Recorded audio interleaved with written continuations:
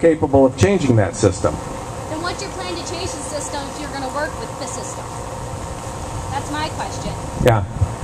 Well, again, I think I've been pretty clear on what my priorities are, and, I think that those are achievable goals, and I think that is an improvement.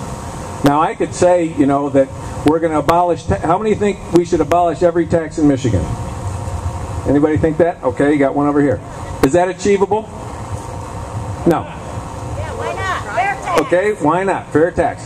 Well, is that achievable? Why isn't it? Well, does the governor, are there any governor candidates that support the fair tax? I believe there are. Who? Arizona. Okay, no, I mean in Michigan. Oh, I'm sorry. All right. My point is, I am all for working towards the ideals. But I think the reality is we need people who can fight for those principles. You're fighting outside the system, you're going to have an influence on the inside of the system. The people who you elect will be inside the system. That's what I'm saying. All right, thank you. For answer. Thank you, John Moolenaar.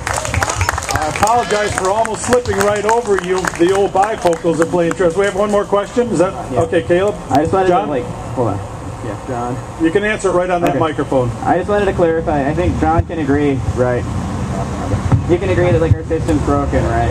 Absolutely. Right. And I think what he was trying to get across is that he wants to reform the system, make it what it is, and defeat corruption, right? Thank you. I need Caleb as my spokesperson. Thank you, Caleb. Because you were trying to get it across, but he's not saying that nothing's wrong right now. Obviously, there's something wrong, or he wouldn't be here. Right? Absolutely. And so he's trying to clarify. He wants to fix the system we have, and we have the best system in the world as our government. We choose the people.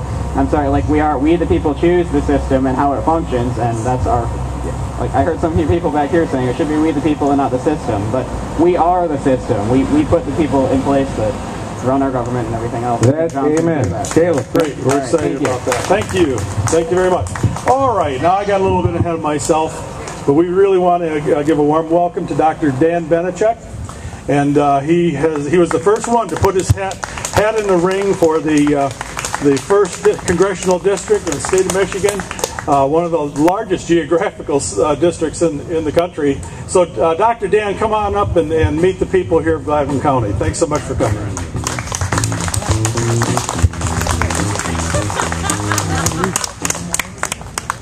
Hi, I'm Dan Benishek, and I'm running for Congress because enough is enough.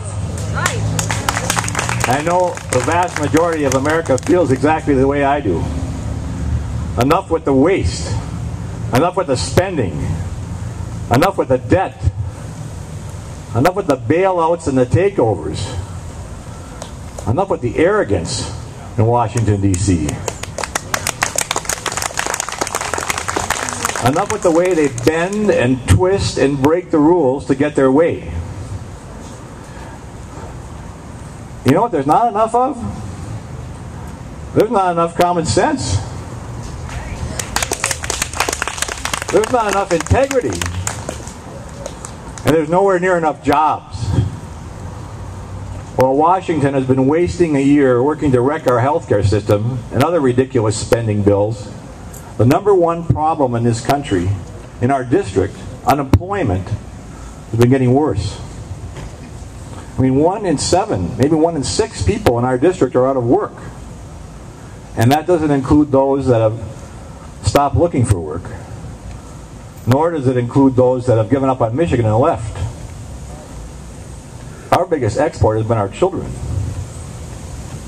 We need to cut spending, cut taxes, and cut regulations. If we let the people loose, they'll create the jobs and the opportunities.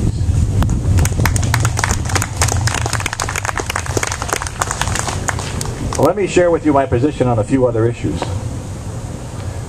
I believe that life begins at conception and ends with natural death. I believe in the right to bear arms, without which right we will have no other right. And I believe in secure borders. There's thousands upon thousands of illegal immigrants coming into our country every year.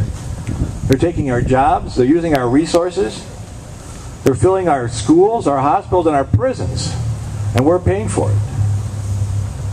I believe in a strong national defense. We should be treating enemy combatants as prisoners of war, not giving them lawyers.